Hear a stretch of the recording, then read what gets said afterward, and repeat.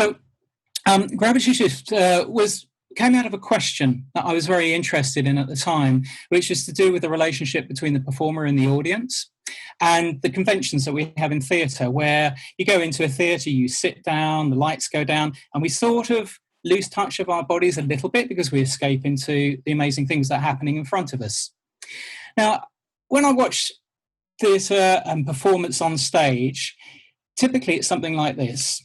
I can't honestly remember who this is. It might be Company Chameleon or someone, but it's a physical theatre company, perhaps. Lots of energy, lots of dynamics, loads of things happening in front of you, amazing things. And this is your typical audience.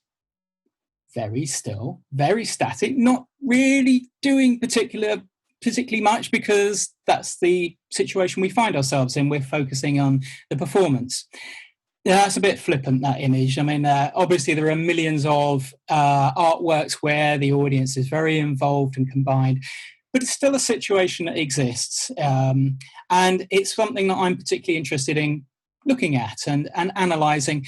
And I wondered if there are particular techniques that we could employ to involve the audience a little bit more, to make the audience a little bit aware of their bodies when watching or perceiving dance.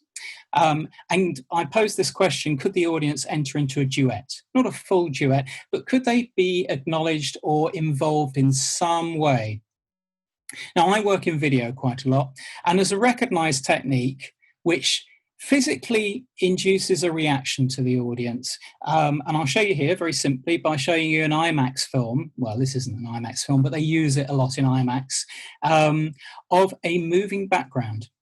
So if I play this, and you concentrate on that image, is of course a roller coaster. I don't know where it is, somewhere in America. Everything's very big out there. And even just watching this little tiny video, I'm personally taken in by it. And I feel a little bit decentered, a little bit like, whoa, I'm going on this big journey. The background is moving past.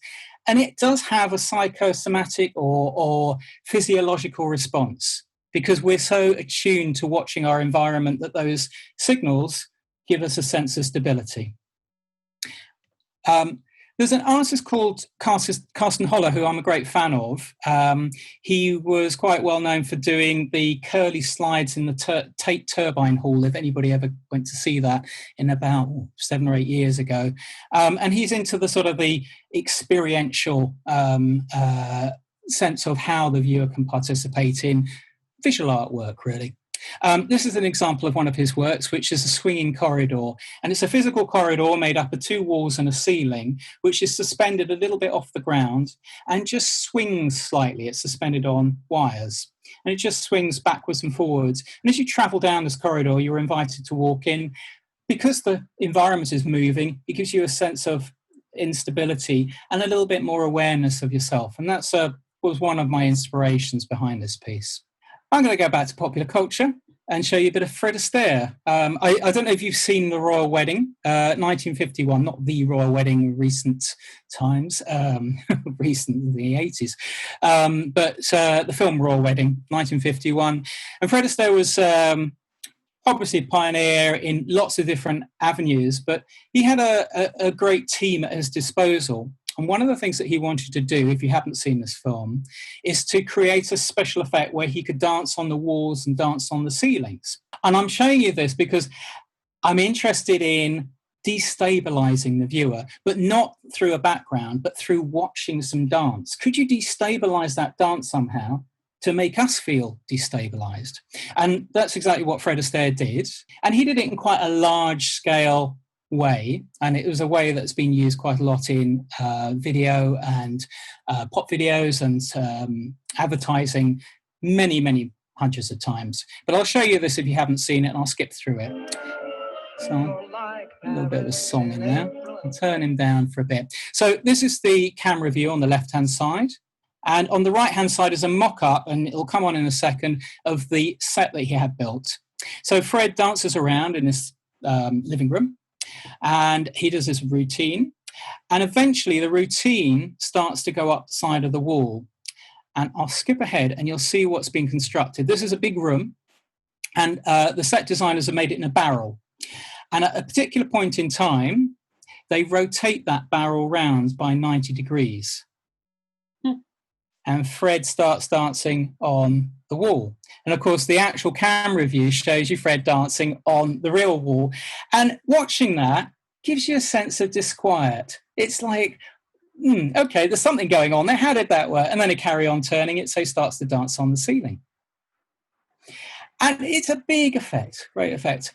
And I wondered, can we do the same sort of thing for contemporary dance? Can we do it a little bit more subtly? So there are subtle changes in the dance floor, let's say, that maybe we misperceive or watched when we watch a dancer moving, and can that affect how we are?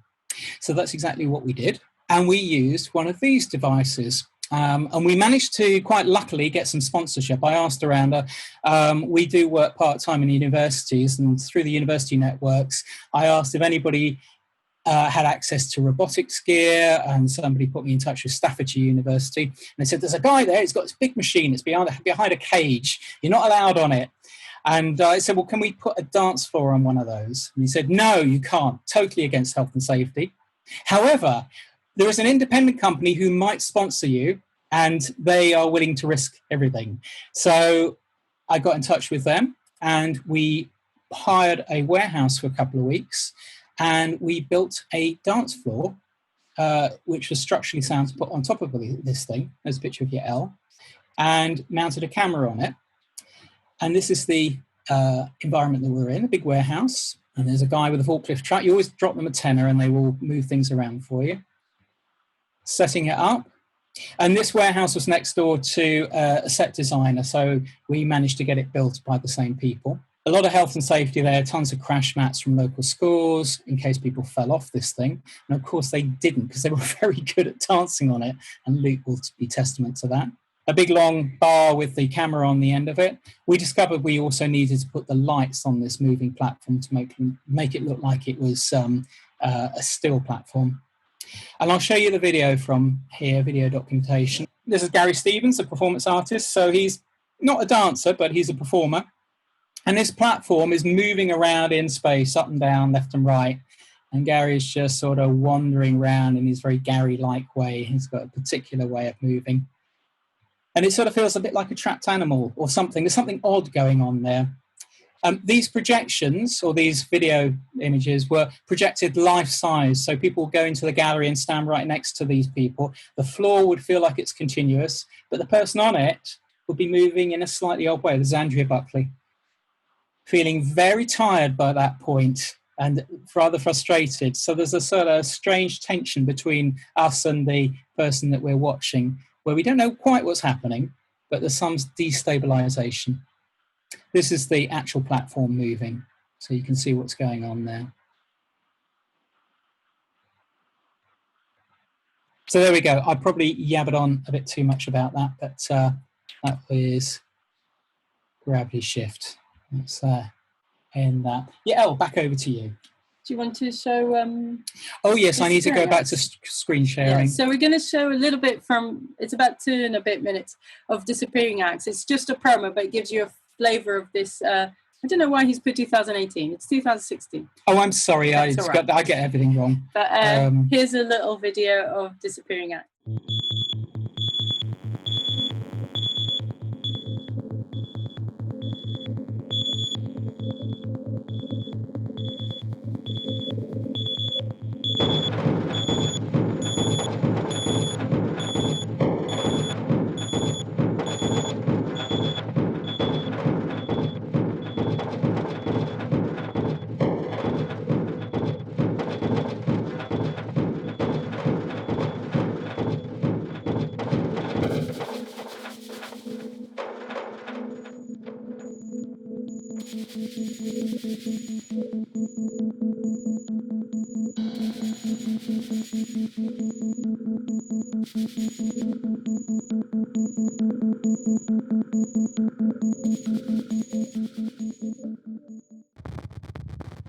Test number 2. What is the missing word from the following sentences? Is it